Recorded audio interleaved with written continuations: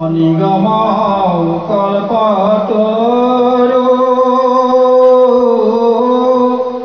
তাৰ ফল মহাভাগবত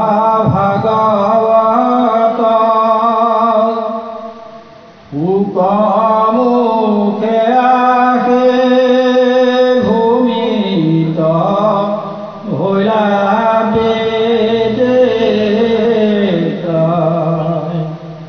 ৰহত চতুৰ যেতু জন কৃষ্ণৰ চৰণে দিয়া বন পৰম সন্তোষে পিউক ৰসয় অমৃত ৰাম পৰম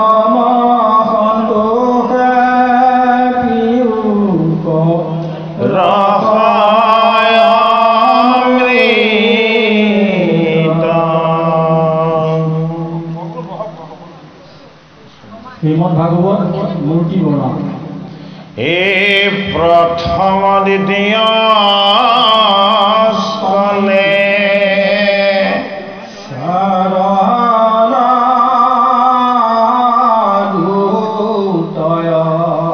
এই তৃতীয় চতুর্থে যার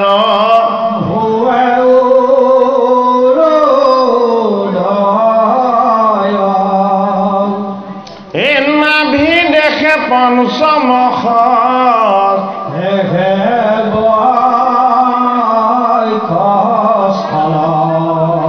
সপ্তমে অষ্টমে কর কমল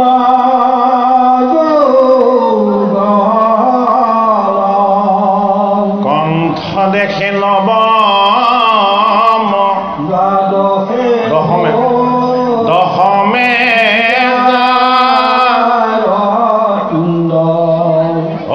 একাদশে ললা কদা দশে ভৈল মুণ্ড ও হেন ভাগৱতৰ মূৰ্তি মনোহৰ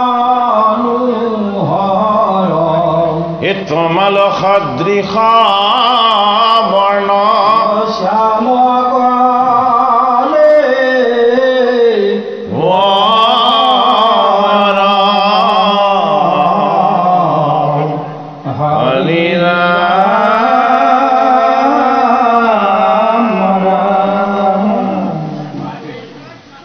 পালো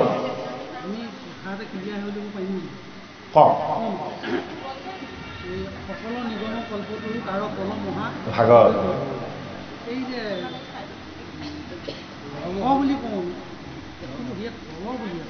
হয়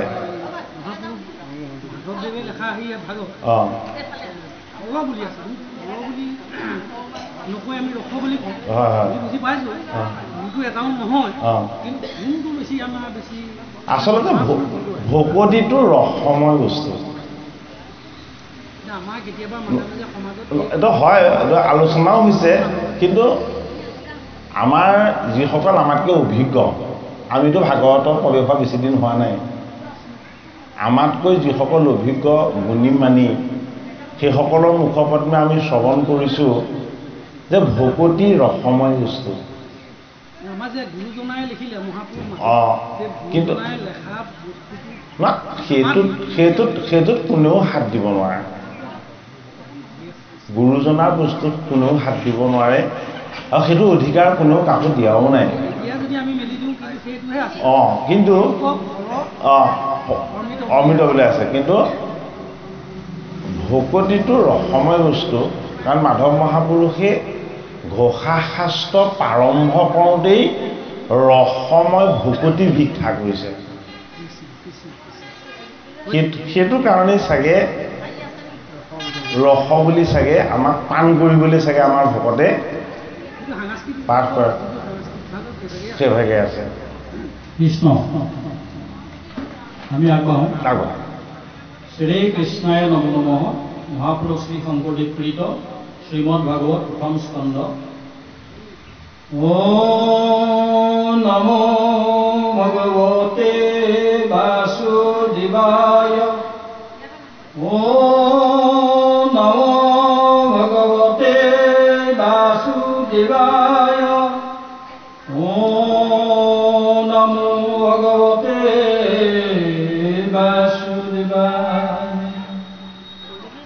जन्मादयस्य तु अन्नयादि तरक्षार्थे सभिज्ञस्वरात् तेने ब्रह्म हृदयादि कवये मुच्यन्ते अक्षुरय तेजो वारिमिदं यथा विमयोत्रतिसर्गः मिषा धान्नाचेन सदा निरस्तकुहकं शैत्यं परं धीमहि धर्मप्रोज्झित कोइतपुत्र परमो निमत्सराणां सतं वेदं वास्तवमत्र वस्तुशिवदं तापत्रयो निर्मलनम् श्रीमद्भगवते महामुनिकृते किंबा परैरीश्वर शैद्यो हृदयरुद्धते अत्र कितिभिः सुचुक्षुभितच्छ्रात्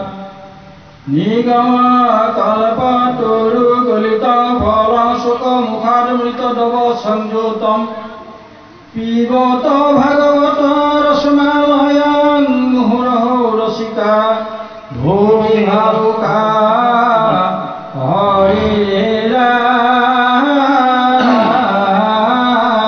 राम कृष्ण। আমি পাঠভাগ আৰম্ভ কৰোঁ। আপুনি উলিয়াওক ইয়াচোন এইভাগ কপিলৰ জন্ম। হে কৃপালু গুৰুমূৰ্তি বাপ বান্ধৱ সমস্ত সেৱকীৰ শুভ ইচ্ছা যে ভাগৱতৰ তৃতীয় স্কন্ধৰ কপিল দেৱাহুতিৰ অকণমান পাঠ শ্ৰৱণ কৰাৰ, গতিকে আমি আপোনাক খবৰ ভকত বৈষ্ণৱৰ আজ্ঞা লৈ ৩৩ অধ্যায় পদ কপিলৰ জন্ম আৰু সাংখ্যযোগ কথন বাদ জনাই পাঠভাগ উলিয়াই লওক। মানে আমি পাঠভাগ আগবঢ়াওঁ। হে দেৱহুতি বদ দেখো নিউদে জবৰ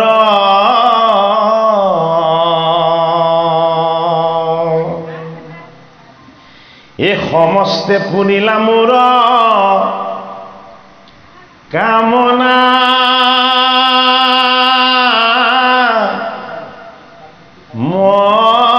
মনৰ এ তথাপিও ভয় মোক দিবাক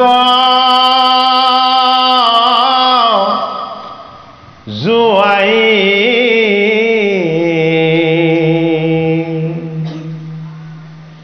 এ জাতু মোৰ তুমি বিনে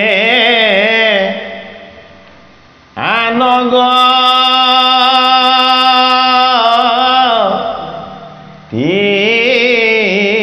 নাই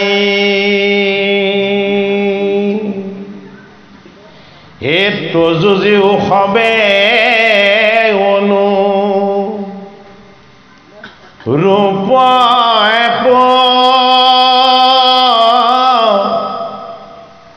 দিছাৱে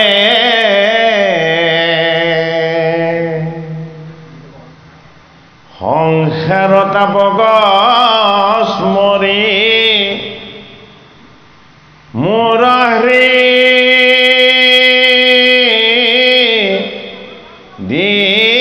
দিতাৱে ও এহি জানি কত দিন থাকেও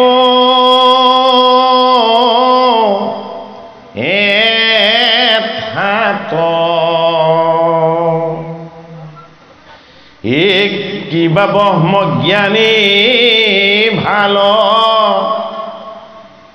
পুত্ৰ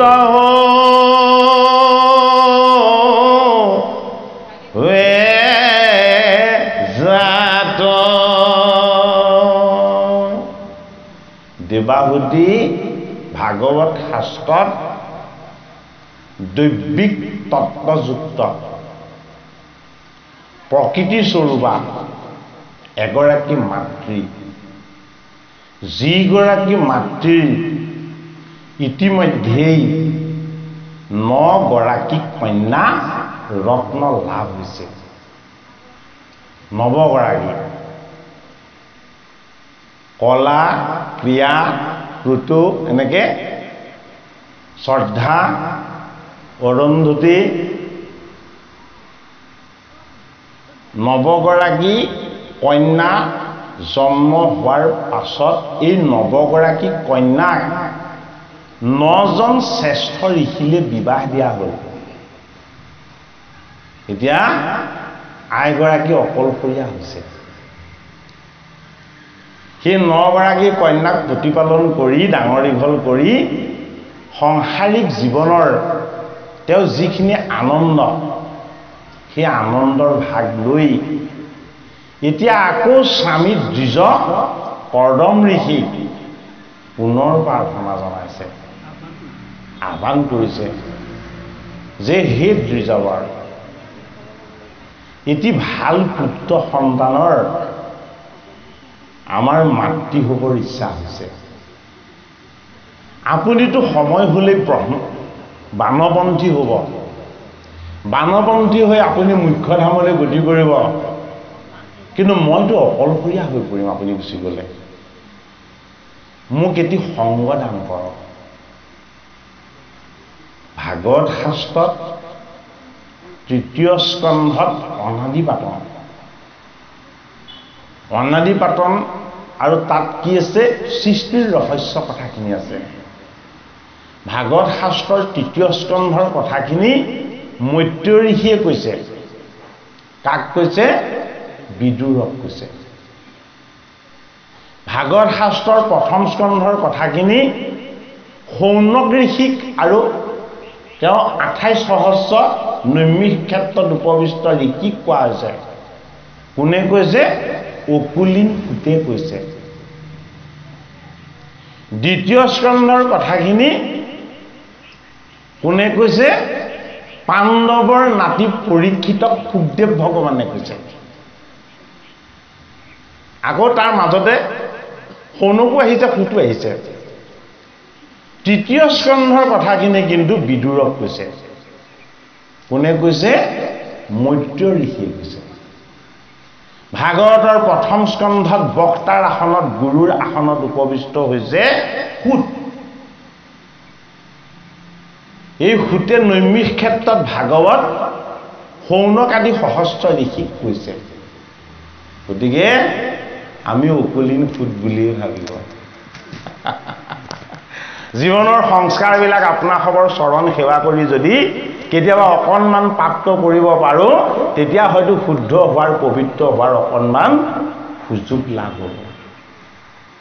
গতিকে আজি আপোনাসৱ সাধু সন্ত মহন্ত স্বৰূপ এই ঋষিতুল্য মুনিতুল্য আপোনাসৱৰ চৰণ সেৱা কৰিবলৈ যে আমি পাইছোঁ, এয়াও আমাৰ বহুত জনমৰ পুণ্যৰ ফল বুলি ভাবিছোঁ। কৃপালু আইগৰাকী আৰু তেখেতৰ পৰিয়ালবৰ্গই অতি শুদ্ধ সংকল্পৰে আজি যে এখন নৈমিষ ক্ষেত্ৰ ৰচনা কৰিছে, এয়াও তেওঁলোকৰ অলপ পুণ্যৰ ভাগ নহয়। 1ম স্কন্ধত আমাক দেখুওৱা হৈছে ভাগৱতত গুৰুৰ তত্ত্ব।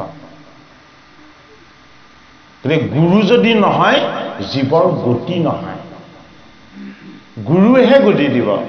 গতিকে গুৰুৰ আসনত কোন বহিব? ভাগৱত শাস্ত্ৰৰ মতে যি গুণত থাকে সি গুৰু নহয়। গু মানে কি? গু মানে আন্ধাৰ। আন্ধাৰবিলাক ক'ত আশ্ৰয় লয়? আন্ধাৰবিলাক গুণময় বস্তুবিলাকত আশ্ৰয় লয়। গুণময় বস্তুবিলাকত অবিদ্যা অজ্ঞানৰ আন্ধাৰে আশ্ৰয় লয়, হয়নে?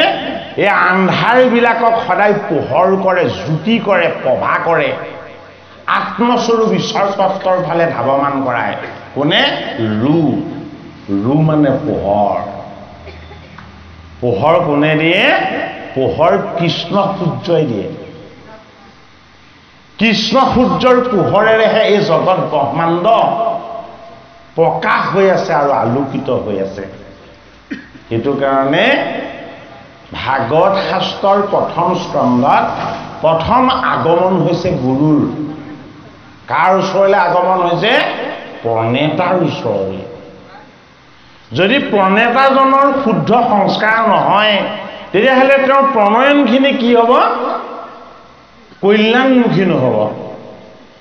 এইটো কাৰণে 17খন পুৰাণ, পঞ্চম বেদ মহাভাৰত, 4 বেদৰ বিভাজন, ইমানখিনি কৰি এইখিনি অন্তত নিজেই উগুল থুগুল হৈ গ'ল ব্যাস।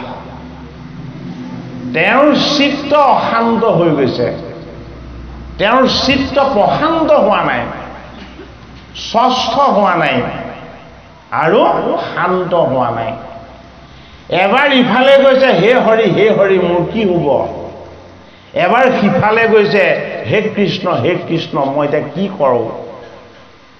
ব্যাসৰ উগুল থুগুল চিত্ত চাই আছে কোনে? অস্ত সৰ্ববিখ্যানম দেৱৰ্ষি নাম সনাতন গন্ধৰ্বনাম চিত্তৰথো সিদ্ধি নাম পিনু মুনি। হে অৰ্জুন, মোক তুমি জানিবলৈ হ'লে বিভূতিৰ তত্ত্বৰেহে জানিব পাৰিবা। বোলে কেনেকে? অস্ত সৰ্ববিখ্যানম, এই জগত সংসাৰ বৃক্ষ ৰূপেৰে মই আহত, মোতে এই জগত সংসাৰ আশ্ৰয় লৈ আছে, এইটো কাৰণে তুমি মোক অস্ত বৃক্ষ বুলি জানিবা। বোলে কি? 3 গুণময় তত্ত্ব আৰু এই জগত সকলোবিলাক মোতে আশ্ৰিত। সেইটো কাৰণে মই কি বিৰিখ? আহত বিৰিখ। যদিও মই আহত বিৰিখ ৰূপী সংসাৰ বৃক্ষ হয়, এই সংসাৰ বিৰিখৰ পৰা মই জগতৰ হৰিয়ে বৈকুণ্ঠ ধামলৈ মোৰ জীৱবিলাকক মই লৈ যাব বিচাৰোঁ। বোলে কেনেকে? দেৱৰ্ষি নামচ নাৰৰ, দেৱ ঋষিসকলৰ মাজত মই নিজেই নাৰদ। কোন আহি গ'ল? ব্যাসৰ উগুল থুগুল চিত্ত দেখি হাতত দিব্য বীণালৈ ইষত হাঁহি নৃত্য কৰি কৰি দেৱ ঋষি নাৰদ আহি ব্যাসৰ বদৰিকা আশ্ৰমত হৰিৰ গুণ কীৰ্তনেৰে সৈতে অশান্ত আৰু অস্থিৰ ব্যাসৰ মনত কি কৰি দিলে? প্ৰশান্তি আৰু আনন্দ প্ৰকাশ কৰাই দিলে। দিব্য বীণাত ৰাম নামৰ টংকাৰ উঠিবলৈ ধৰিলে, নৃত্য কৰি কৰি কৃষ্ণৰ গুণগান ঘোষণা কৰিবলৈ ধৰিলে, আৰু বেদব্যাসৰ উগুল চুগুল চিত্ত, অশান্ত মন শান্ত প্ৰশান্ত আৰু পবিত্ৰ হ'ল। মই কিয় ইমান চিন্তা কৰিছোঁ? মোৰ আশ্ৰমলৈ দেখোন জগতৰ ভগৱান আহি গ'ল। কোন ভগৱান? দেৱ ঋষি নাৰদ। আপোনাক হওক আজি সকলোৱে দেৱ ঋষি নাৰদ সদৃশ। জগতৰ হৰিৰ গুণগান মুখপদ্মত লৈ এই সেৱকী সমস্তক আপোনালোকে আজি আশীৰ্বাদৰ ভাগ দিবলৈ আহিছে, আৰু আমিও আজি সেৱকীৰো সেৱকী, গতিকে আপোনালোকৰ চৰণৰ অকণমান আশীৰ্বাদৰ ভাগ আমিও বাঞ্ছা কৰোঁ। গতিকে এই দেৱ ঋষি নাৰদৰ চৰণ ধুৱালে, চৰণৰ জল শিৰত ল'লে, আৰু কি কৰিলে? যে হে দেৱ ঋষি, মোৰ মনটোনো আপোনাৰ দৰে কিয় আনন্দিত হোৱা নাই? মইনো কিয় আপোনাৰ দৰে আনন্দত ৰমণ হ'ব পৰা নাই? কি কৰিলে? বেদব্যাসক দেখুৱাই দিলে আঙুলি টোৱাই। কোনে? দেৱ ঋষি নাৰদে। তুমি ভুল কৰিছা, এই ভুলবিলাক তুমি নিজেই কৰি এই ভুলৰ পৰিণতি স্বৰূপ যিটো ফল, এই ফলে তোমাকেই দিয়া কৰিছে। কি বুলি কৈছে? এই জগতখনক তুমি নষ্ট কৰিলা বুলি কৈছে। তুমি কৰিব লাগিছিল গোবিন্দৰ গুণ কীৰ্তন প্ৰকাশ, হৰিৰ যশ, আৰু তুমি কি কৰিলা? এই জীৱবিলাকক হিংসা কৰিবলৈ শিকালা আৰু স্বৰ্গখনকে ডাঙৰ বস্তু কৰি দেখুৱালা। মানে গুৰুৰ আগমন কাৰ ওচৰলৈ? বেদব্যাসৰ ওচৰলৈ। কোন? ব্ৰহ্মাৰ মানস পুত্ৰ দেৱঋষি নাৰদ। এই গুৰুৰ আগমন হোৱাৰ লগে লগে তেওঁ চিত্ত শান্ত হ'ল, প্ৰশান্ত হ'ল আৰু গুৰুৰ কৃপাত আশীৰ্বাদৰ ভাগ ল'লে আৰু দেৱঋষি নাৰদক ক'লে আপুনি মোক উদ্ধাৰ কৰক। গুৰুজন কি? গুৰুজন উদ্ধাৰকাৰী। জীৱৰ সকলো দুখ গুৰুজনে দূৰ কৰি দিব পাৰে। টিকালজ্ঞ ঋষি বেদব্যাসৰ প্ৰতি প্ৰসন্ন হৈ কি কৰিলে যে তোমাক মই উপদেশ দিছো, এইবাৰ তুমি শাস্ত্ৰ প্ৰণয়ন কৰা। বোলে কি? য'ত থাকিব কেৱল গোবিন্দৰ গুণ নাম যশ। এই গোবিন্দৰ গুণ নাম যশ স্বৰূপ তুমি ভাগৱত শাস্ত্ৰ তুমি প্ৰণয়ন কৰা। এই ভাগৱত শাস্ত্ৰ প্ৰণয়ন কৰিলে তোমাৰ পুণ্যৰ ভাগ লাভ হ'ব। আৰু বেদব্যাসে কি পালে? দেৱঋষি নাৰদক গুৰু ৰূপত পালে। গতিকে ভাগৱতৰ প্ৰথম স্কন্ধত গুৰুৰ গভীৰ তত্ত্ব। গুৰুৰ আগমন নহ'লে, গুৰুৰ চৰণ উপাসনা নকৰিলে আমাৰ ভক্তি নহয়। এইটো কাৰণে বেদব্যাসৰ গুৰু হ'ল দেৱঋষি নাৰদ। আৰু বেদব্যাসে সেইবাৰ কি কৰিলে? এটা আত্মিক সিদ্ধান্ত ল'লে। মই ইমানবিলাক শাস্ত্ৰ প্ৰণয়ন কৰিছোঁ, মই কাকো পঢ়োৱা নাই, মই কাকো শিকোৱা নাই, মই কাকো বুজোৱা নাই। এই ভাগৱত শাস্ত্ৰ মই নিজেই পঢ়াম। কাক? মোৰ পুত্ৰ বেদব্যাসে এই ভাগৱত শাস্ত্ৰ তেওঁ নিৰ্গুণস্থিত পুত্ৰ শুকমুনিক পঢ়ালে, শিকালে আৰু বুজালে। শুক কি হৈ গ'ল? শুক তেওঁ পুত্ৰ হৈ গুণৰ পৰা মুক্ত হৈ নিৰ্গুণত স্থিত হৈ গ'ল। শুকৰ হৃদয়ত ভাগৱত স্বৰূপ ঈশ্বৰ তত্ত্বৰ নিৰ্বাস হৈ গ'ল। শুক কি হ'ল? শুক মায়াৰ বসনৰ পৰা মুক্ত হৈ দিগম্বৰ হৈ গ'ল। গোটেই জগতখনকেই কেৱল হৰিৰ গুণ কীৰ্তন আৰু উপাসনাৰে সৈতে মহাভাগৱত মহাধৰ্ম প্ৰচাৰ কৰি কৰি নৃত্য কৰি কৰি গোটেই জগতখনক পবিত্ৰ কৰে। আৰু শুকে কি কৰে? তাৰ মাজতেই নিজৰ আনন্দখিনি বিচাৰি লয়। সেইজন শুক ভাগৱতৰ প্ৰথম স্কন্ধৰ অন্তিম পদত আগমন হৈছে। ক'লৈ? এই দ্বাদশস্কন্ধ ভাগৱতৰ প্ৰথম স্কন্ধত যেতিয়াই শুকদেৱ গুৰু ভগৱানৰ গংগাৰ পাৰলৈ আগমন হ'ল, শুকৰ ৰূপ যেতিয়াই বৰ্ণনা হ'ল, শুকৰ ৰূপ বৰ্ণনা কৰি শুকৰ চৰণ সেৱা কৰি যেতিয়া পৰীক্ষিতে শুকৰ চৰণৰ আশীৰ্বাদৰ ভাগ ল'লে, প্ৰথম স্কন্ধ সমাপ্ত হৈ গ'ল। গতিকে আমাৰ আত্মাগুৰু, ঈশ্বৰ গুৰু, জগতগুৰু শংকৰৰ শিষ্য প্ৰপন্ন মাধৱ, এই গুৰুৰ যদি আমাৰ হৃদয়লৈ আগমন নহয়, তেতিয়াহ'লে ভাগৱত শাস্ত্ৰৰ কথাই আমাক ক্ৰিয়া কৰিব নোৱাৰিব। প্ৰথম আমাৰ হৃদয়লৈ গুৰুজন আহিব লাগিব। এই গুৰুজনে আমাক কি দিব? গুৰুজনে ধৰ্ম দিব, ঈশ্বৰৰ তত্ত্ব দিব আৰু ঈশ্বৰৰ স্বৰূপ দিব। ক'ত দিব? দ্বিতীয় স্কন্ধত। দ্বিতীয় স্কন্ধৰ শুকদেৱ ভগৱানে পৰীক্ষিতক কি দিছে? মহাভাগৱত মহাধৰ্ম। এই মহাভাগৱত মহাধৰ্ম নিৰ্গুণ ঈশ্বৰৰ নিৰ্গুণ তত্ত্ব পৰীক্ষিতৰ মনত সংশয় আহি গ'ল। হে হৰি, তুমি গুণত নাই, তুমি নিৰ্গুণ, তোমাক কেনেকৈ পুজিম, তোমাক কেনেকৈ উপাসনা কৰিম আৰু তোমাৰ মহাভাগৱত ধৰ্ম মই কেনেকৈ জানিব পাৰিম? তেতিয়া কি কৰিলে? ভগৱানৰ লীলা অৱতাৰ তত্ত্ব কথন ভাগৱতৰ দ্বিতীয় স্কন্ধত আৰম্ভ কৰিলে। হয়নে?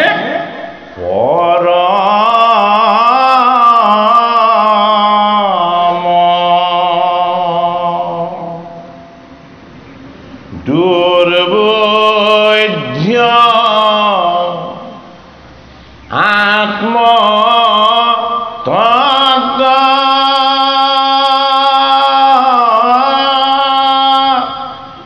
তাৰ জ্ঞানয়ৰ্থে হৰি যত লীলায় বতাৰ ধৰাতো মি কৃপা ময়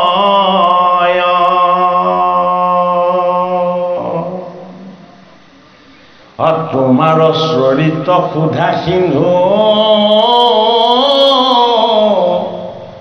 তাতে ক্ৰিয়া কৰি দিন বন্ধু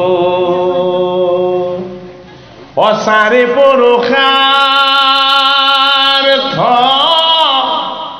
তৃণ সমক ৰয় অচাৰি পুৰুষাৰ্থ তৃণ সমক ৰয় মহাভাগৱত মহাধৰ্মটো আত্মতত্ত্ব বোলে কি পৰম দুৰ্বোধ্য হে পৰীক্ষিত নিপতি কেনেকে বুজিবা বোলে কি এই মহাধৰ্ম গুণত নাই এই মহাধৰ্ম নিৰ্গুণ নিৰাকাৰ এটা পৰীক্ষিত নিপতিক গুৰু ভগৱান সুকে কৃপা কৰিলে যে হে পাণ্ডৱৰ নাতি হে নৃপতি পৰীক্ষিত মই তোমাক এটা মহাধৰ্মৰ মহাতত্ত্ব কথা হৰি লীলা অৱতাৰ তত্ত্বৰ কথনেৰে কম কি ক'লে বৰাহ অৱতাৰৰ কথা ক'লে পৃথিৱী উদ্ধাৰৰ কথা ক'লে ৰামকৃষ্ণ কিদৰে এই ভূমিভাগত আহি অৱতাৰ লৈ এই ভূমিৰ ভাৰ সংহাৰ কৰিব ঈশ্বৰৰ লীলাৰ তত্ত্বৰ কথা মূৰ্তিৰ গৰ্ভত নৰ আৰু নাৰায়ণ হৈ ধৰ্মৰ পুত্ৰ হৈ জগতৰ হৰিয়ে কেনেদৰে জন্ম লৈ হৰিৰ লীলা সম্পাদন কৰিব ভাগৱতৰ তৃতীয় স্কন্ধৰ আৰম্ভণিত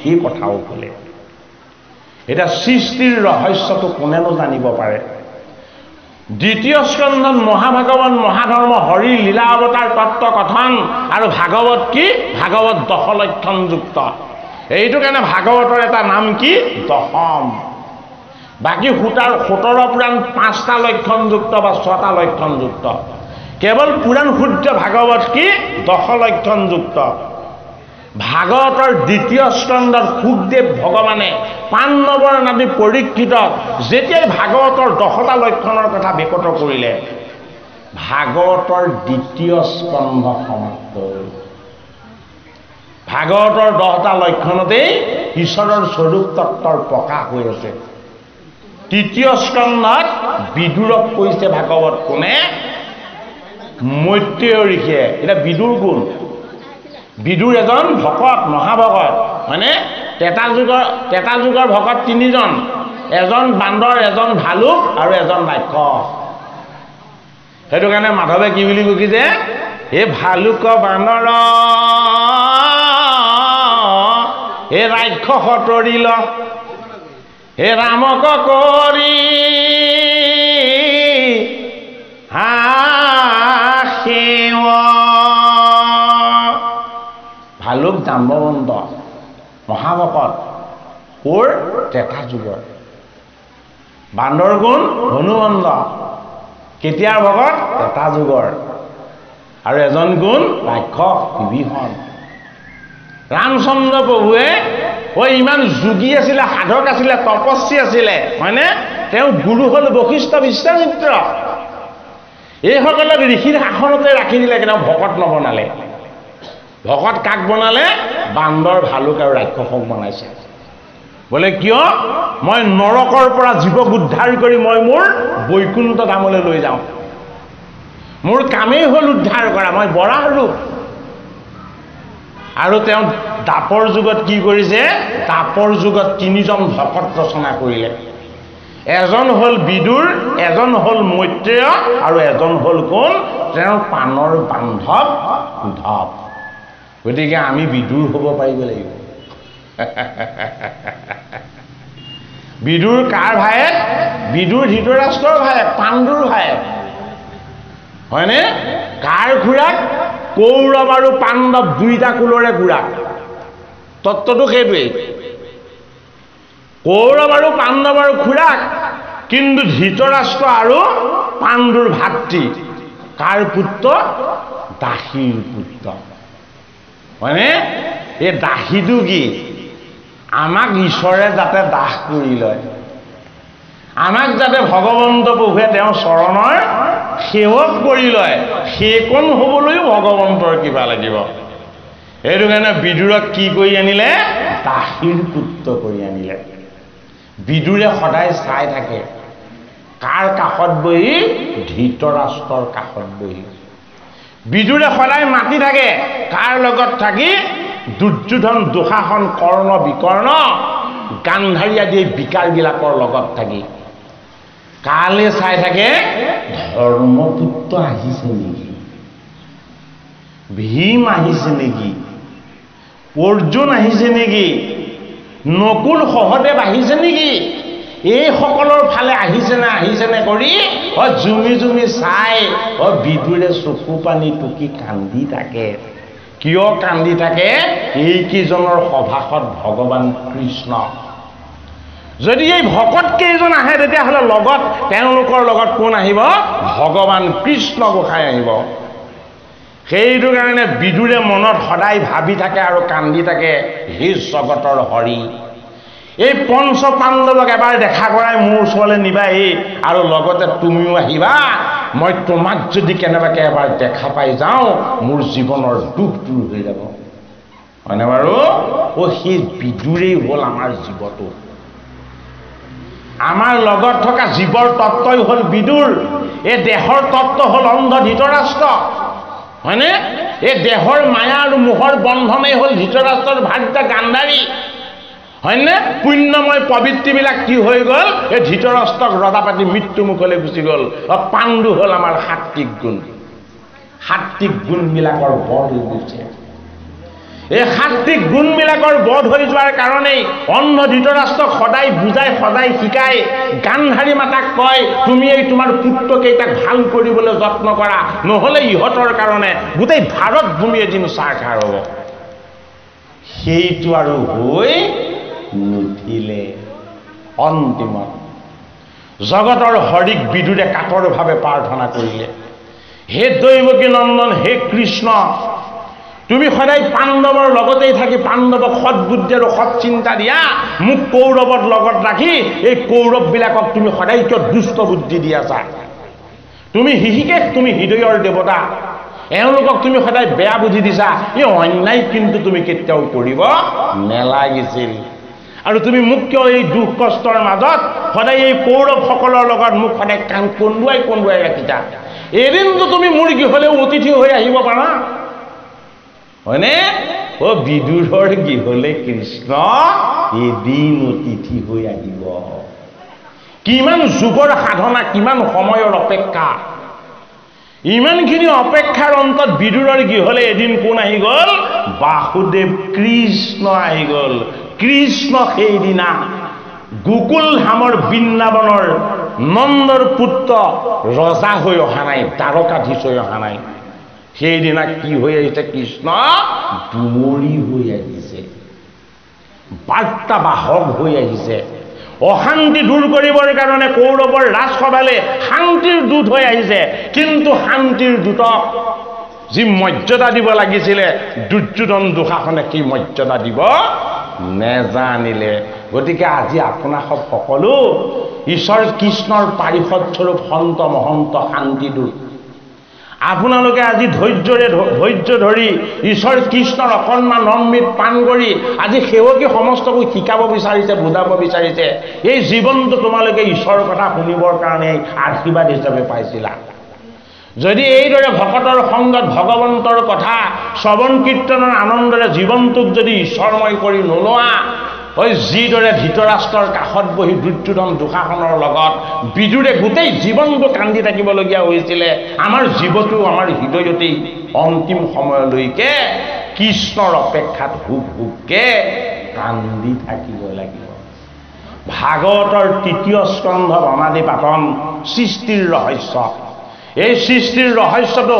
আমাৰ দেহৰ কথা নহয় সৃষ্টিৰ ৰহস্যটো আমাৰ মনৰ কথা নহয় সৃষ্টিৰ ৰহস্য হ'ল জীৱৰ কথা এইটো কাৰণে জীৱইহে শুনিব লাগিব সৃষ্টিৰ ৰহস্য তত্ত্ব এই জীৱই হ'ল বিদুৰ মৈত্ৰেয় কি মৈত্ৰেয় হ'ল আত্মা জীৱ আৰু আত্মা এই দুইটা বস্তু প্ৰকাশ হলে কি হয় জীৱাত্মা এই জীৱাত্মাই হল ভাগৱত ভগৱান কৃষ্ণ এই জীৱ আৰু আত্মাৰ মালিকেই হল দৈৱকী নন্দন কৃষ্ণ এই মহাভাগৱত শাস্ত্ৰত কৃষ্ণৰ স্বৰূপ কৃষ্ণৰ তত্ত্ব ৰহস্য ভেদ কৰি এই বিদুৰ স্বৰূপ জীৱক মৈত্ৰেয় ঋষিয়ে কি কৰিলে ভাগৱত কৈছে ক'ত মৈত্ৰেয় ঋষিৰ আশ্ৰম মৈত্ৰেয় ঋষিৰ আশ্ৰমলৈ বিদুৰ কিয় যাব পাৰিলে মৈত্ৰেয় কাৰ ধাম মৈত্ৰেয় ভগৱান কৃষ্ণৰ পবিত্ৰ বৈকুণ্ঠ ধাম জীৱনৰ জড় দেহৰ বন্ধনৰ পৰা মুক্ত হৈ মৈত্ৰেয় ঋষি আত্মাৰ ৰূপ হৈ সত্য যুগৰ পৰা তেতা জাপৰ এই কলি যুগৰ অন্তলৈকে মৈত্ৰেয় বাচি আছে দেহৰ জড় বিকাৰৰ পৰা তেওঁ মুক্ত হৈ আছে বোলে কি মই ঈশ্বৰ কৃষ্ণৰ ভকতি কৰি কৰি মই আত্মাৰ ৰূপ হৈ গৈছো এই দেহৰ জড় বিকাৰৰ আৰু মই এতিয়া নাই আত্মাৰূপ হলেও আত্মাই পৰমাত্মাৰ পৰম তত্ত্বৰ ভাগ এই জীৱক দি যাব লাগিব এইটো কাৰণে একাদশখন তীৰ্থ ভ্ৰমণ কৰি বিদুৰে কুৰুক্ষেত্ৰৰ যুদ্ধ যেতিয়া অন্ত হল জগতৰ শ্ৰীহৰি দৈৱকী নন্দন কৃষ্ণৰ যেতিয়া বৈকুণ্ঠ প্ৰয়াণ হল বিদুৰে তেতিয়া সন্ধান কৰিছে কাক হে কেশৱ তুমিতো মোৰ গৃহত এদিন অতিথি হৈছিলা এদিন অতিথি হোৱাৰ আনন্দই মই আজিও মনত পেলাই মই তীৰ্থত তোমাক বিচাৰি পৰিছো ক'ত তোমাক লগ পাম তুমি মোক এবাৰ লগ দিয়া কাক লগ পালে কৃষ্ণৰ দৰেই সুন্দৰ কৃষ্ণৰ দৰেই দেখিবলৈ একে কৃষ্ণৰ দৰেই ভক্তিবান কোন কৃষ্ণৰ প্ৰাণৰ বান্ধৱ উদ্ধৱ এই উদ্ধৱ মহন্তক লগ পালে বিদুৰে ক'ত গংগাৰ পাৰত যেতিয়া উদ্ধৱ মহন্তক বিদুৰে লগ পালে উদ্ধৱক সাৱটি বিদুৰে হুক হুককে কান্দিলে এই কান্দোন কিন্তু বিষাদৰ নহয় এই কান্দোল আছিল আনন্দৰ বোলে কিয় মই কৃষ্ণৰ বান্ধৱক লগ পালো এই কৃষ্ণক বান্ধৱৰ লগ পোৱাৰ কাৰণে কি হল মই দুখ কষ্ট যান্ত্ৰণাত ছটফটাই মই এই তীৰ্থবিলাক ভ্ৰমণ কৰি কৰি মই মৃতপাই হৈ গৈছিলো মই জীৱ বিচাৰিছিলো ঈশ্বৰৰ সান্নিধ্যত কিন্তু হে উদ্ধৱ মহন্ত মই তোমাৰ আলিংগন পালো তোমাৰ সান্নিধ্য পালো মই কি হলো মই এতিয়া জি গলো এতিয়া উদ্ধৱে কি কলে তুমি জীয়াৰ ভাও ধৰিছা এতিয়াও জীয়া নাই তুমি যদি জীৱ বিচাৰিছা পৰিপূৰ্ণ ৰূপত জীৱ লাগিব তুমি এখন ধামলৈ এতিয়া যাব লাগিব হে বিদুৰ বোলে ক'ত মৈত্ৰেয় ঋষিৰ আশ্ৰমলৈ মৈত্ৰেয় ঋষিৰ আশ্ৰমলৈ গৈ তেওঁ গুৰু বুজি এই গুৰুৰ মুখপদ্মে তুমি ভাগৱত কথা লাভ কৰিব লাগিব এই ভাগৱত যদি কেনেবাকৈ তুমি প্ৰাপ্ত কৰিব পাৰা গোটেই জীৱনটো বুজালা নুবুজিলে কোনে তোমাৰ জ্যেষ্ঠ ভাতৃ ধৃতৰাষ্ট্ৰই গোটেই জীৱনটো বুজালা নেমানিলে বোলে কোনে হয় তোমাৰ গান্ধাৰীয়ে যিগৰাকীক তুমি নবৌ বুলি সম্বোধন কৰা তুমি মৈত্ৰেয় ঋষিৰ আশ্ৰমত মৈত্ৰেয়ৰ আশীৰ্বাদ আৰু এই ভাগৱত মহাতত্ত্ব যদি তুমি লৈ এবাৰ যদি তুমি কেনেবাকৈ ধৃতৰাষ্ট্ৰ আৰু গান্ধাৰীক দৰ্শন কৰিব পাৰা ঐ সেই দুজন তেতিয়া মুক্ত হৈ যাব এইটো কাৰণে ভাগৱতৰ প্ৰথম স্কন্ধ কি হৈছে ধৃতৰাষ্ট্ৰ আৰু গান্ধাৰীক বিদুৰে মৈত্ৰেয় ঋষিৰ আশ্ৰমত ভাগৱত শ্ৰৱণ কৰি অহাৰ পাছত হাতত ধৰি পাণ্ডৱৰ ৰাজসভাৰ পৰা কলৈ লৈ গ'ল মুখ্য ধাম বানপন্থলৈ লৈ গ'ল গতিকে এই ভাগৱত শাস্ত্ৰ শ্ৰৱণ কীৰ্তন কৰি আমাৰ স্বৰূপ কপিল হৈ যাব লাগিব কপিল কাৰ পুত্ৰ দেৱাহুতিৰ পুত্ৰ কপিলে কাক উদ্ধাৰ কৰিবলৈ যত্ন কৰিছে মাতৃক উদ্ধাৰ কৰিবলৈ যত্ন কৰিছে যদি মোৰ মাতৃ উদ্ধাৰ হৈ যায় গোটেই জগত উদ্ধাৰ হৈ যাব বোলে কিয় মোৰ নিচিনা সন্তানকে প্ৰত্যেক মাতৃয়ে নিজৰ অমৃত পান কৰাই তুলি তালি ডাঙৰ দীঘল কৰে মাতাই যদি কেনেবাকৈ এই ভাগৱত মহাতত্ত্ব ঈশ্বৰ তত্ত্বৰ জ্ঞান যদি কেনেবাকৈ লাভ কৰিব পাৰে এই জগতত যিমান জীৱ আহিব সকলো কপিলৰ দৰে হ'ব হয়নে এই সুদৃঢ় বিশ্বাস এই সুদৃঢ় আস্থা আৰু এই সবল শক্তিৰ তত্ত্ব ভাগৱতৰ তৃতীয় স্কন্ধ কাক দান কৰা হৈছে কৰ্দম ঋষিৰ ভাৰ্যা দেৱাহুতিক দান কৰা হৈছে এই দেৱাহুতি আমাৰ দেহ তত্ত্ব কপিল আমাৰ আত্মতত্ত্ব আৰু কৰ্দম হ'ল স্বয়ং ভগৱান নিজেই সেইটো কাৰণে আমি এই বৈকুণ্ঠৰ কল্পতৰু ভাগৱত শাস্ত্ৰৰ কথা আমি যেতিয়া শ্ৰৱণ কৰোঁ কীৰ্তন কৰোঁ আমি ক'ত পাবগৈ লাগিব হৰিৰ চৰণৰ ধাম পাবগৈ লাগিব য'ত ৰচনা হৈছে নৈমিষ ক্ষেত্ৰ য'ত ৰচনা হৈছে গংগাৰ পাৰ য'ত ৰচনা হৈছে অনন্ত ধাম এই মহাপুণ্যৰ ভাগ যাতে আমি এই কলিকালত ভাগৱত কথা শ্ৰৱণ কীৰ্তন আৰু মননৰ যোগেদি সংসাৰত থাকি যাতে আমি লাভ কৰিব পাৰোঁ কৃষ্ণ আমাৰ কৃপালুক জনাই পাঠা কৃষ্ণ রাম পাশে লাগে করিও যেন করে ঈশা হরি হরি যত ভৈল ইতু হবে মিশা রামে তুমি হেন স্বামী কল ভিয়ায়ে তদিন ইন্দ্রিয়র প্রীতি কাঢ়ি আয়ু কইলু ক্ষণ রামে তোমার মহিমাময়ী নজানি অভাগী করিল প্রসঙ্গ মিশা বিষয় লাগি রামী দুর্জন জনৰ দুখে সংসাৰী হুয় বৈষ্ণৱৰ সংগে কোনো মুকুতি সাধয় ৰামে সাধু সংগে হৰি কথা নুশুনে জিনৰ জীৱন্ততে মৰা কিতো অধম পামৰ হে ৰামে হৰিৰ মায়ায়ে মোক কৰিলে বঞ্চন তোমাক পায়া মুখে নকৰিলো মন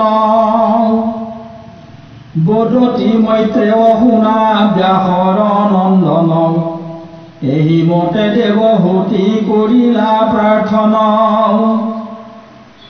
ভাৰ্যাৰ বিনয়ে ঋষি আতি তুষ্ট ভৈলা হৰিৰ বচন স্মৰি বুলিবা কলৈলা হে ৰামে শুনা প্ৰাণে চৰি হেন খেদনো জুৱাই অল্পকালে তজু গৰ্ভে হৰি লৈ বেঠাই তোমাৰ কল্যাণ হৌক দৃঢ় ব্ৰত ধৰি শ্ৰদ্ধায়ে ভগতি ভাবে ভজা মহাহৰি হে ৰামে তেবে আখি আমাশ্যাৰ আমাহাৰ যশস্যা বিস্তাৰী জন্মীবন্ত আখি ভগৱন্ত দুখহাৰে নকৰিবা কিছু চিন্তা মনুৰ জীয়াৰী তব মনোৰথ পূৰ্ণ কৰিব মুৰাৰী দেৱহূতি স্বামীৰ শুনিয়ানে স্বাবানী মহাপ্ৰেম ভক্তিয়ে ভজিলা চক্ৰ পানী ৰাম প্ৰপাশে প্ৰভু কদমৰ বিজয় অনুসৰি দেৱহূতি উদৰে পখিলালীলা কৰি ভগৱান কৃষ্ণৰ জন্ম কৰ্ম ৰহস্য কিন্তু এইটো মহাধৰ্ম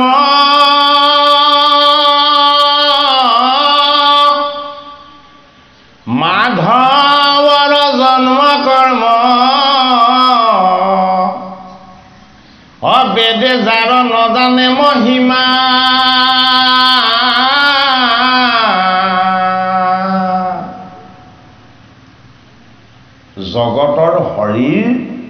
জন্ম কৰ্মটো কিমান মহিমাযুক্ত বেদে নেজানে, বেদেও নেজানে, হয়নে? বেদৰ যি সাৰ অন্তিম ভাগ, বেদৰ যি শিৰৰ ৰত্ন বা মুকুট, যিটো শিৰো ৰত্ন বুলি কোৱা হয়, এই শিৰো ৰত্ন কি? ভাগৱত, শ্ৰীমদ ভাগৱত আৰু শ্ৰীমদ ভগৱত গীতা। এয়া বেদৰ সাৰ, বেদৰ অন্তিম ভাগ বা বেদৰ শিৰো ৰত্ন। সেইটো কাৰণে আমি আগমী কোনো কাৰণত হ'ব নেলাগিব। আমি কেতিয়াও আগমী হ'ব নেলাগিব। আমি কি হ'ব লাগিব? নিগম মাৰ্গৰ ফালে যাব লাগিব। যে নিগম মাৰ্গৰ ফালে যাবলৈ সহজ নহয়, কিন্তু বৰ কঠিন, হয়নে? আগমত ঢেৰ অধ্যয়ন কৰিব লাগে, দ্ৰব্য কাৰণ নৈবেদ্য বহুত বস্তু লাগে, হয়নে? নিগমত কিন্তু কেৱল দুটা বস্তু লাগে, বাকী বিশেষ বস্তুৰ প্ৰয়োজন নাই। বেদাগ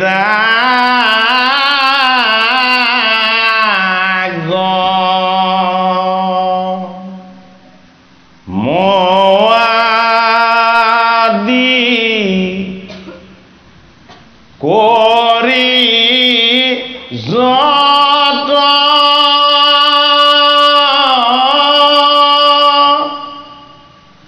বিষ্ণৰ শাস্ত্ৰত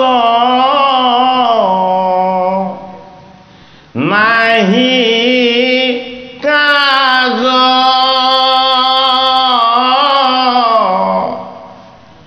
বিষ্ণৰ তীৰ্থত নাহি কি সুপয়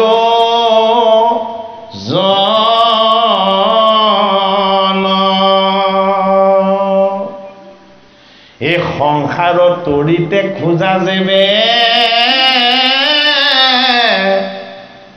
হে আপোন মুখৰ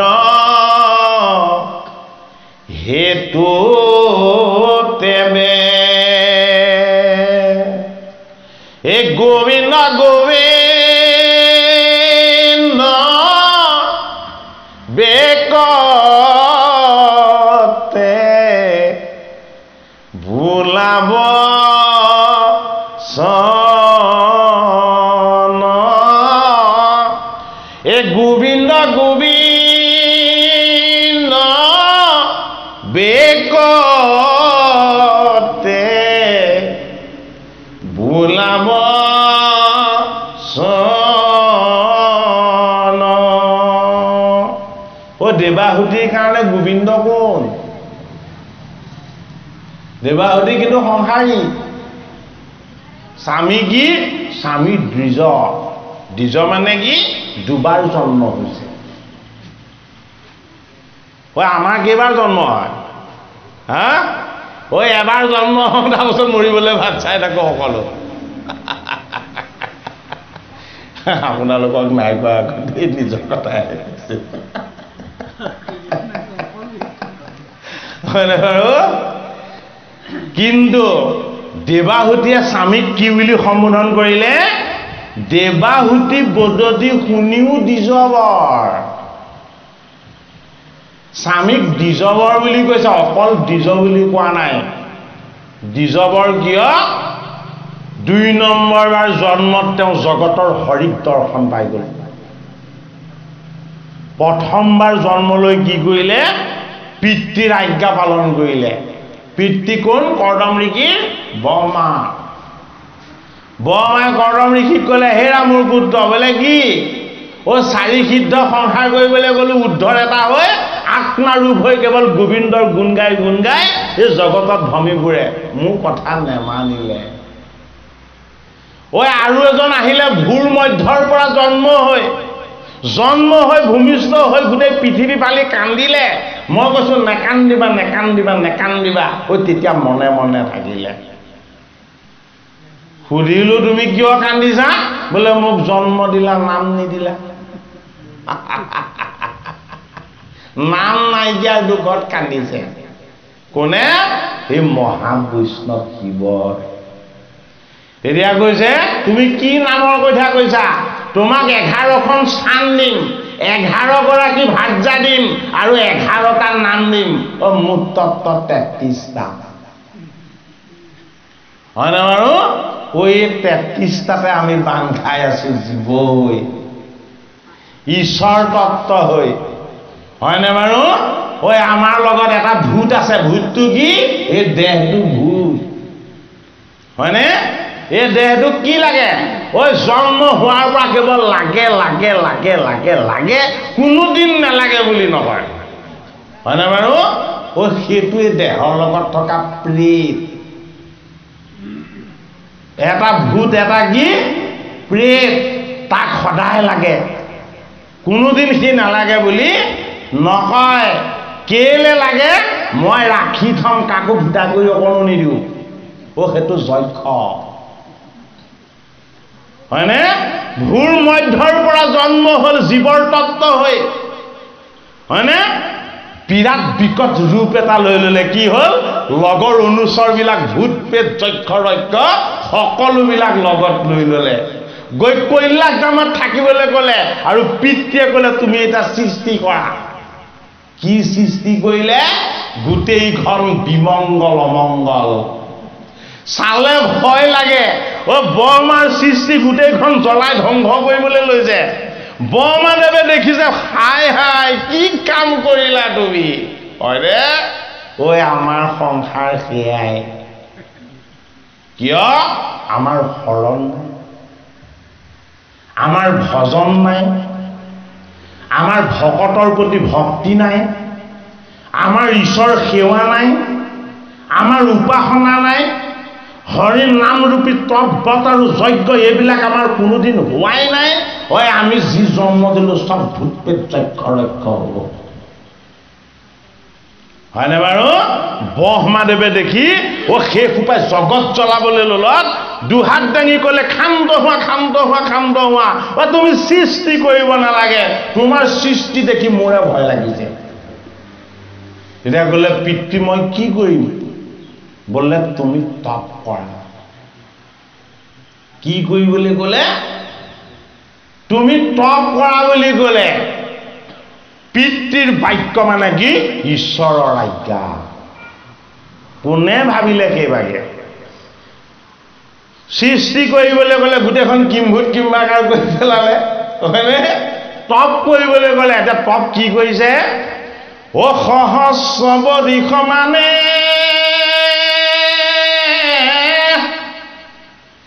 আছিল যোগত ধ্যানে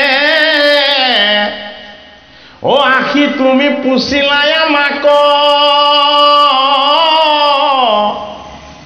এই গাঁৱে ভস্ম জতা ধৰি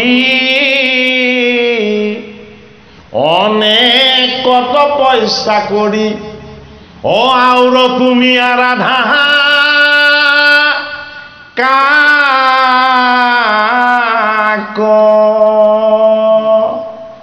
দক্ষ কন্যাৰ মনত বিৰাট আনন্দ ও যিজন গোটেই জীৱনজোৰা নহয় আগতেও ব্ৰহ্মচাৰী এতিয়াও ব্ৰহ্মচাৰী ভৱিষ্যতেও ব্ৰহ্মচাৰী এই ব্ৰহ্মচাৰীজনক যদি মই স্বামী হিচাপে পাওঁ মই এদিন পৰম ব্ৰহ্মক স্পৰ্শ কৰিব পাৰিম এইটো সাত্বিক গুণ সেইটো কাৰণে সতী হয়নে দক্ষৰ কন্যা সেইটো কাৰণে পাৰ্বতী দেহধাৰী হয়নে উপাসনা কৃষ্ণক নহয় কাক ঐ এওঁক দেখোন সকলোৱে পূজা কৰে কাক পূজা কৰে শিৱক পূজা কৰে কিয় শিৱ গুণৰ ৰূপত ঈশ্বৰ গুণবিলাককে দেখা যায় নিৰ্গুণকটো দেখা নাযায় এইটো কাৰণে গুণৰ ভগৱানজনে ঈশ্বৰ বুলি সকলোৱে তেওঁকে বুজে পাৰ্বতীয়ে ভাবিছে কি বুলি মোৰ স্বামীয়ে ঈশ্বৰ এওঁক যদি পাওঁ মোক কি লাগে আৰু আনন্দেৰে পিতৃয়ে বাধা দিয়া স্বত্তেও দক্ষ কন্যা বিবাহ হৈ ল'লে কাৰ লগত শিৱৰ লগত প্ৰথম বিবাহ কৰা ন্যায় দিনাই বিসৰ্জনৰ উধাই শিৱ গোসাঁই গৈ ক'ত সোমালেগে শ্মশানত সোমালেগে দেৱীয়ে কৈছে তোমাৰ ধামলৈহে আনিছিলা বোলে মোৰ ধাম এইখনেই ক'তনো মোৰ বেলেগ ধাম আছে এইখনে মোৰ ধাম বোলে ইয়াততো ভূত পেটহে থাকে বোলে চোৱাচোন চব ভূত পেটে হয়নে এতিয়া কৈছে হে স্বামী তুমিতো ইয়াত থাকা বুলি নাজানো তুমি কৈলাশত থাকা বুলিহে জানো কৈলাশলৈ যাবলৈ হ'লে প্ৰথম ইয়ালৈ আহি ল'ব লাগিব বোলে কিয় ইয়ালৈ আহিব লাগিব এই দক্ষৰ গৃহৰ পৰা অনা দেহটো ইয়াত থৈ যাব লাগিব দক্ষৰ গৃহৰ পৰা অনা দেহ লৈ তুমি মোৰ কৈলাশ ধামলৈ যাব নোৱাৰা এতিয়া কি কৰিব লাগিব তুমি সতী হ'ব লাগিব এতিয়া সাত্বিক তত্ত্ব হ'ব লাগিব দেহৰ তত্ত্বক অস্বীকাৰ কৰি তুমি এটা জীৱ হ'ব লাগিব কাৰণ মই শিৱ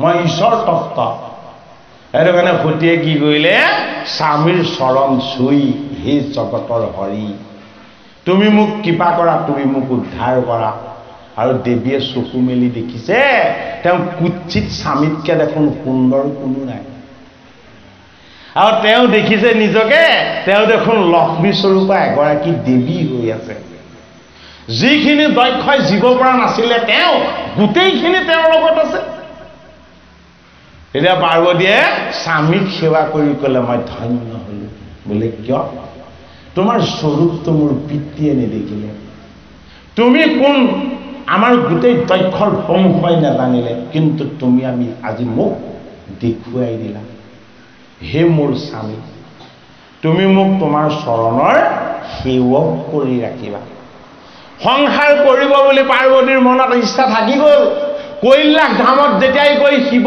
পালে শিৱই বটবৃক্ষৰ তলত বহিলে গুণময় দেহক নিৰ্যান কৰিলে আত্মলিংগ ৰূপত জ্যোতি হৈ জিৰিকিবলৈ ল'লে আৰু সহস্ৰ সহস্ৰ বছৰ ধৰি ৰাম কৃষ্ণ হৰি নামেৰে কেৱল পৰম ব্ৰহ্মক উপাসনা কৰিলে এতিয়া দেৱীৰ আমনি লাগিছে মই কি কৰোঁ এওঁ সাধনাত আছে মই কেনেকৈ যে আনন্দ ল'ম এবাৰ স্বামীলৈ চাই আকৌ এবাৰ তেওঁ চকু মুদে এবাৰ স্বামীলৈ চাই আকৌ এবাৰ চকু মুদে তাৰপাছত কি হ'ল স্বামীৰ ভক্তিত তেওঁ টোপনি গ'ল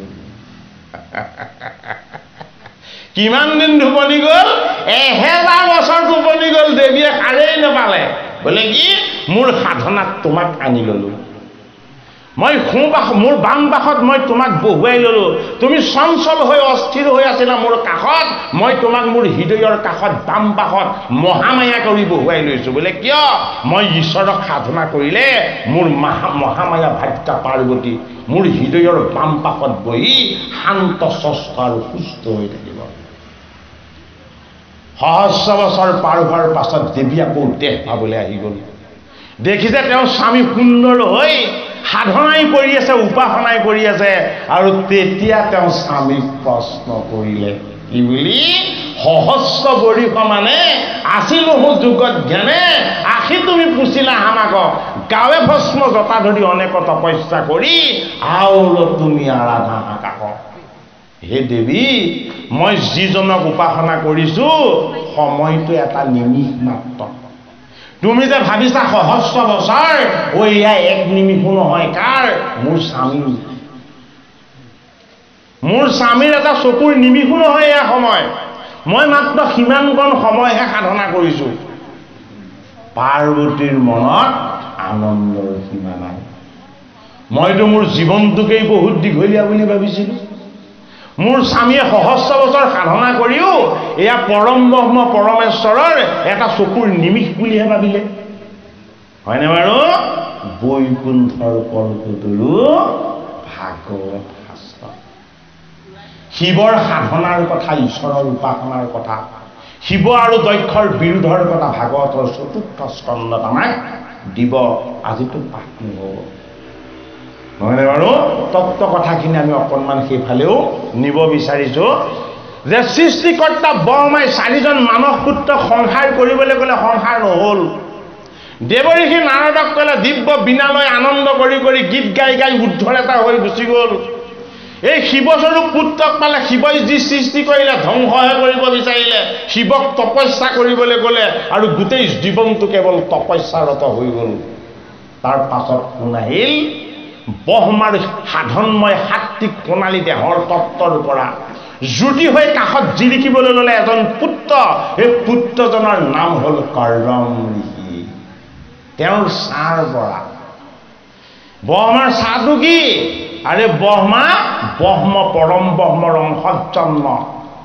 জগতৰ হৰিৰ নাভি পদ্মৰ পৰা তেওঁ উৎপত্তি। হৰিয়ে কেতিয়াও ভকতৰ সংগ ত্যাগ নকৰে। সেইটো কাৰণে ব্ৰহ্মাৰ পুত্ৰ হৈ তেওঁ দেহৰ দিব্য ছাঁ হৈ কৰ্দম ঋষি হৈ হৰি নিজেই প্ৰকট হৈ গ'ল।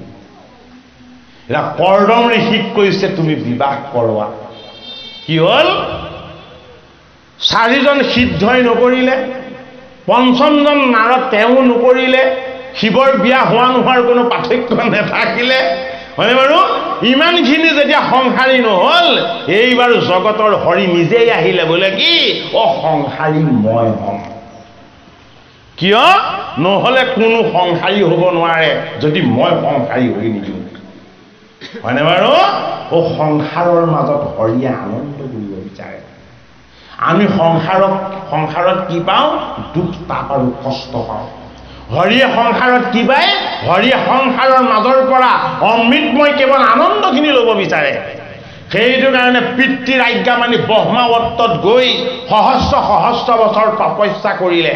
এই তপস্যাৰ যোগেদি কায় বাক্য আৰু মন এই 3টা অহংকাৰৰ তত্ত্বক শোধন কৰিলে। পৰম ব্ৰহ্মক হৃদিস্থিত হৈ দৰ্শন পালে আৰু জগতৰ হৰিয়ে তেওঁক দুহাত দাঙি বৰ দিব বিচাৰিলে। তুমি মোক কিয় তপস্যা কৰিছিলা? তুমি মোক কিয় ইমান কঠোৰ উপাসনা কৰিছিলা? মই হলো বৰদাতা হৰি, মই তোমাক আশীৰ্বাদ দিম। তোমাক কি লাগে কোৱা? এতিয়া কৰ্দম ঋষিয়ে কি বুলি ক'লে? যে মোৰ পিতৃৰ আজ্ঞা মই পালন কৰিবলৈ আহিছোঁ। বোলে কি? তেওঁ মোক বিবাহ কৰা বুলি কৈছে। কিন্তু মই যদি বিবাহ, আপোনাৰ তপস্যা, আপোনাৰ উপাসনা, আপোনাৰ চৰণ সেৱা নকৰাকৈ যদি মই সেইফালে যাওঁ, শিৱই গোটেইখন অমংগল কৰিছিলে। মোৰ যাতে তেনে অমংগল ৰচনা নহয়। কি হ'ল? জগতৰ হৰিয়ে কৰ্দম ঋষিক আশীৰ্বাদ দিলে, কোনো চিন্তা নকৰিবা। তোমাৰ গৃহাশ্ৰমত তুমি গৈ একান্তভাৱে মোকেই উপাসনা কৰাগে। তোমাৰ মনোমত ভাগ্যা তোমাৰ গৃহত নিদি আহিব। সৃষ্টিৰ ব্যতিক্ৰম, হয়নে? কৰ্দম ঋষিক কন্যা নিজৰ গৃহত দি আহিছিলে। কোনে? মানৱ জাতিৰ পিতৃপুৰুষ স্বয়ম্ভূ মুনিয়ে দেৱাহুতিক নিজৰ কন্যাক নি কৰ্দম ঋষিৰ আশ্ৰমত দি থৈ আহিছে। বোলে কি?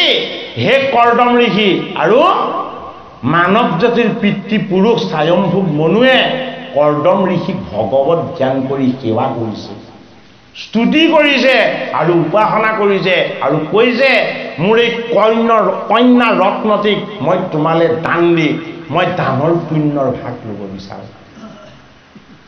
তোমাৰ দৰে সাধন সিদ্ধ ঋষিজনক যদি মই মোৰ কন্যা ৰত্ন দিব পাৰোঁ, মোৰ তাতকৈ পুণ্যৰ বেলেগ ভাগ কি লাগিছে? তেতিয়া কৰ্দম ঋষিয়ে তথাস্তু বুলি ক'লে। তোমাৰ মনৰ ইচ্ছা পূৰ হ'ব। কিন্তু মনুৰ মনতো এটা বাসনা আছে। বোলে কি? এই কৰ্দমৰ গৃহলৈ কৰ্দমতকৈও শ্ৰেষ্ঠ এজন পুত্ৰ আহিব লাগিব। সেই উদ্দেশ্য আগত ৰাখিহে মই কন্যাক কৰ্দম ঋষিলৈ বিবাহ দিছোঁ। কিন্তু এতিয়া মনুৰ ইচ্ছা পূৰ্ণ হয়। যিমান জন্ম হয় চব ছোৱালী, হয়নে? এগৰাকী দুগৰাকীকে কন্যাৰ সংখ্যা বাঢ়ি বাঢ়ি 9গৰাকী হৈ গ'লগে। কিয়? তোমাৰ মায়ায়ে মন মোহিয়াছে,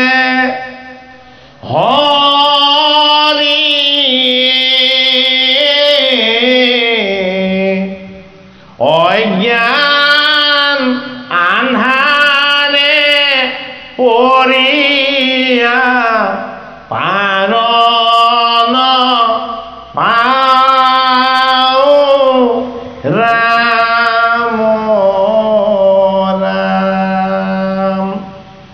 সংসাৰখন বোলে অন্ধকাৰ সংসাৰখন অবিদ্যাৰ এটা গাত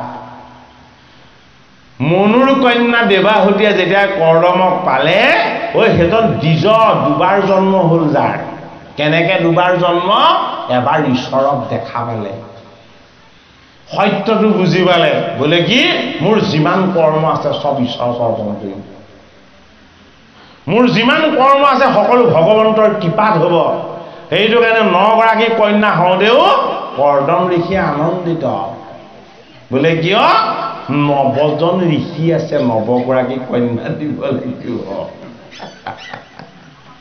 9 জন ঋষিক যদি কৰ্দম ঋষিয়ে এই 9 গৰাকী কন্যা যদি উপহাৰ নিদিয়ে জগতত জীৱৰ সংখ্যা কেনেকে বাঢ়িব তাকো শুদ্ধ জীৱ মানে প্ৰথম গৰাকী কন্যাৰ নাম ৰখা হৈছিল কলা ইংৰাজীত যেটোক আমি কি বুলি কওঁ আৰ্ট বুলি কওঁ কি কলা শিৱৰ শিৰত আধা চন্দ্ৰ এটা আছে এইটো চন্দ্ৰকলা হয়নে বাৰু চন্দ্ৰকলাটোৰ বৈশিষ্ট্য কি ই বাঢ়ি বাঢ়ি গৈ থাকে আৰু বৈশিষ্ট্যটো কি ই কমি কমি গৈ থাকে হয়নে এইটো কাৰণে কৰ্দম ঋষিৰ প্ৰথম কন্যা কলা যালে বিয়া দিন বাঢ়িবও নালাগিব কমিবও নালাগিব হয়নে যিটো নেবাঢ়ে আৰু যিটো নকমে সেইটো কি সেইটো হ'ল আত্মা হয়নে জগতৰ আটাইতকৈ শ্ৰেষ্ঠ কলাটোৱে হ'ল আত্মা আত্মজ্ঞান আত্মদৰ্শন আৰু আত্ম উপলব্ধি এইটোক কোৱা হৈছে আৰ্ট বুলি এই আৰ্টটোক যদি আমি কেনেবাকৈ নাজানো তেতিয়াহ'লে মনটো কি হ'ব মনটো শুকান মৰুৰ মৰিচিকা হ'ব এই সংসাৰ বনত মায়ামিক খেদি খেদি ফুৰিব লাগিব এই মৰিচিকাকে পানী বুলি ভ্ৰম কৰি কি হ'ব মৃত্যুক আঁকোৱালি ল'ব লাগিব এইটো কাৰণে আচল কলা হ'ল ঈশ্বৰ আত্মা পৰমাত্মা পৰম তত্ত্ব সেইটো কাৰণে কালে বিয়া দিয়া হ'ল মৰিচি নামৰ ঋষিজনলৈ বিয়া দিয়া হ'ল মৰিচি মানে কি মৰিচি মানে শুদ্ধ বায়ু যদি বায়ু শুদ্ধ নহয় জীৱ শুদ্ধ নহ'ব বায়ুক কিহেৰে শোধন কৰা যাব পানীক বাৰু আমি বালি চূণ ফিটকিৰি ইত্যাদি এইবিলাকেৰে প্ৰয়োগ কৰি আমি পানীটোক বাৰু ফিল্টাৰ যেনে তেনে কৰিলোঁ নহ'লে উতলাই পেলাই ভাত কৰি তাক মুক্ত কৰিলোঁ হয়নে বাৰু বায়ুটোক কিহেৰে শোধন কৰা যাব যিটো নেদেখি হয়নে বায়ুক শোধন কৰিব পৰা যিটো জ্ঞান বিদ্যা বুদ্ধি তাক কোৱা হ'ল কলা এইটো কাৰণে কলাক বিয়া দিয়া হ'ল কালে মৰিচিলে জীৱনৰ আচল ডাঙৰ শ্ৰেষ্ঠ কলাটো বা আৰ্টটোৱে হ'ল কি আত্মা সেইটো কাৰণে এখন ফটো আঁকি জগতত বিখ্যাত হৈ গ'ল কিয় ফটোখনৰ অৰ্থটো কোনেও আজিলৈকে নাপালে ফটোখনৰ অৰ্থটো কি যিয়ে চাই তালৈকে চাই থাকে যিয়ে চাই তাৰ ফালে চাই হাঁহি থাকে হয়নে বাৰু সেই অৰ্থটো আজিলৈকে কোনেও বুজি নাপালে সেইখন কাৰ ফটো আছিলে সেইখন কৰ্দমৰ কন্যা কলাৰ ফটো আছিলে যিটো সময়ত জগতগুৰু শ্ৰীমন্ত শংকৰদেৱ গুৰুজনাৰ এই অসম ভূমিত আবিৰ্ভাৱ হৈছে সেইটো সময়তে এথেন্সত কাৰ আবিৰ্ভাৱ হৈছে লিওনাৰ্ডো দা ভিঞ্চি দুজন মহান পুৰুষৰ একেলগে উৎপত্তি হৈছে হয়নে তেওঁ জগতক বুজাই দিব ছবি এখনেই আছে জগতত যিখন ছবিৰ অৰ্থ কোনেও নুবুজে আজিলৈকে কোনেও বুজা নাই তাৰ তত্ত্বটো আজিলৈকে কোনেও পোৱা নাই এই ছবিখনেই হ'ল কাৰ ছবি আত্মাৰ ছবি আত্মাৰ ছবিলে যদি আপুনি চাই দিয়ে আত্মাই আপোনালৈ চাই হাঁহি থকা দেখিব আত্মালৈ যদি আপুনি কেনেবাকৈ এবাৰ প্ৰত্যক্ষ কৰি দিব পাৰে তেতিয়াহ'লে আত্মাই কান্দি থকা দেখিব আনন্দ আত্মালৈ যদি আপুনি এবাৰ কেনেবাকৈ নমস্কাৰ বা প্ৰণাম কৰি দিব পাৰে তেতিয়াহ'লে আত্মাই আপোনাৰ পৰা একো বিচৰা নাই আপুনিও তেওঁৰ পৰা একো বিচাৰিব লগা নাই মনালিসা ফটোৰ অৰ্থটো সেইটোৱেই যিখন ফটোৰ অৰ্থ আজিলৈকে কোনো ভেদ কৰিব পৰা নাই এই জীৱনটোৱেই হ'ল এটা আৰ্ট এটা কলা এই জীৱনৰূপী কলাত আমি ধাৰণ হৈ থকা আত্মা ঈশ্বৰৰ আনন্দময় তত্ত্বৰ লগত আমি এক হ'বলৈ যত্ন কৰিব লাগিব সেইটো কাৰণে কৰ্দম কি কৰ্দম হ'ল বীজ যাৰ দুবাৰ জন্ম হৈছে সাধনাৰ দ্বাৰা এই দ্বিজবৰ্জনে প্ৰথম জনাই দিব বিচাৰিলে জগতক মোৰ প্ৰথম কন্যা হ'ব কলা আত্মাৰূপ আত্মাৰ তত্ত্বক যদি নুবুজে তেতিয়াহ'লে মোৰ কন্যাৰ কথা কোনেও উপলব্ধি কৰিব নোৱাৰিব মৰিছি আমাৰ মনৰ তত্ত্ব মনত প্ৰৱেশ হ'ব লাগিব শুদ্ধ বায়ু যদি প্ৰৱেশ হয় তেতিয়াহ'লে আমি আত্মদৰ্শী হ'ব পাৰিম আত্মজ্ঞান লাভ কৰিব পাৰিম আৰু ঈশ্বৰ তত্ত্বৰ ভাগ পাব পাৰিম সেইটো কাৰণে আত্মজ্ঞানী যেতিয়ালৈকে হ'ব নোৱাৰিব মনত বিকাৰ থাকিব অসূয়া থাকিব অপ্ৰীতি থাকিব হিংসা থাকিব দেশ থাকিব আৰু বিদ্বেষ থাকিব সেইটো কাৰণে কৰ্দমৰ এগৰাকী কন্যাৰ নাম কি অনসূয়া কৰ্দম ঋষিৰ এগৰাকী কন্যাৰ নাম হ'ল অনসূয়া অনসূয়া মানে কি যাৰ মনত অসূয়া অপ্ৰীতি হিংসা দেশ ৰাগ বিকাৰ বস্তু এইবিলাক নাই সেইটো কাৰণে সেই দেৱীগৰাকীৰ নাম হ'ল অনসূয়া কাক বিবাহ দিব লাগিব যাৰ দৃষ্টিত ঈশ্বৰ আছে যি চাই দিলে জগতৰ অমংগলবিলাক আঁতৰ হৈ যায় যিজনে জগতৰ হৰি পুত্ৰ ৰূপেৰে তেওঁ ভাগ্যাৰ খোলালে আনি দিব পাৰিব সাধনাৰ দ্বাৰা হয়নে সেই ঋষিজনৰ নাম হ'ল অত্ৰিলে বিবাহ দিয়া হ'ল কাক কৰ্দমৰ কন্যা অনসূয়া অত্ৰি ক'ত আছে আমাৰ আত্মদৃষ্টিত বহি আছে আমাৰ দৃষ্টি যেতিয়ালৈকে বেয়া হ'ব বিকাৰযুক্ত হ'ব আমাৰ স্বভাৱ অসূয়া অপ্ৰীতি হিংসা দেশ এইবিলাকত থাকি যাব নৱগৰাকী কন্যা 9টা তত্ত্ব এই 9টা তত্ত্ব কোনেও এটা জনমত জানি বুজি শিকি কেতিয়াও শেষ কৰিব নোৱাৰে বোলে কিয় এয়া ৰহস্যৰ মাজত লুকাই থকা ৰহস্য সেইটো কাৰণে ভকতি নৱবিধা এই নৱবিধা ভকতিৰ দ্বাৰা কৰ্দম ঋষিৰ নৱগৰাকী কন্যাৰ পুণ্যৰ ভাগ আমি ল'বলৈ যদি যত্ন কৰি থাকো এদিন আমি অনুভৱ কৰিব পাৰিম নৱবিধা ভকতিৰ ভিতৰত শ্ৰেষ্ঠ হ'ল কি এবিধ ভকতি বোলে কি নিৰ্গুণ ভকতি এই ভকতি গুণৰ বিকাৰৰ পৰা মুক্ত কৰি নিৰ্গুণ তত্ত্ব আত্মতত্ত্বত আমাক যি ভকতিয়ে প্ৰৱেশ কৰাব এই ভকতিৰ স্পৰ্শ পালে আমাৰ দেহৰ বায়ু শোধন হ'ব হৃদয় নিৰ্মল হ'ব আৰু অন্তৰখন পৰিষ্কাৰ হ'ব সেইটো কাৰণে কি কৈছে এইবাৰ তোমাৰ খোলালে জপতৰ হৰি আহিব কোনে ঘোষণা কৰিছে কৰ্দম ঋষিয়ে ঘোষণা কৰিছে আমাৰ কায় বাক্যৰ মনত থকা বিকাৰবিলাকক আমি গীতা ভাগৱতৰ কথা শ্ৰৱণ কীৰ্তন আৰু মনন কৰি এইবিলাকক আমি আমাৰ পৰা আঁতৰ কৰিবলৈ অনুশীলন কৰিব লাগিব কি হ'ব কপিল এজন বৈষ্ণৱ ক'ত বহি থাকিব বিচাৰে আমাৰ হৃদি পদ্মত বহিব বিচাৰে এই হৃদি পদ্মত যেতিয়ালৈকে আমি কপিলক বহুৱাই